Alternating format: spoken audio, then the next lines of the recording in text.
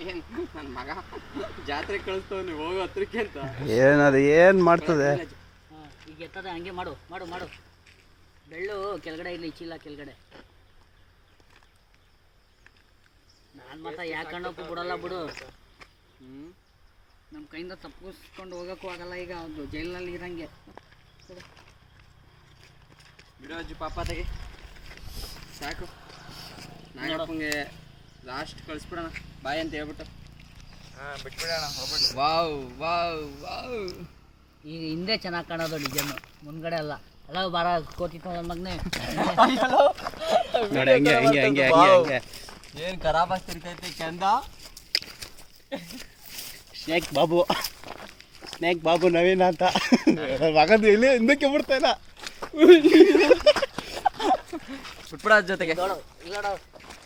Wow ಚಲಂಗೆ ಏಯ್ ಬಿಟ್ಬಿಡ ಜೊತೆಗೆ. ಒಂದು ಫೋಟೋ ತೆಗಿ. ಟಾಟಾ ಮಾಡೋಣ. ಅಂದು ನಮ್ಮ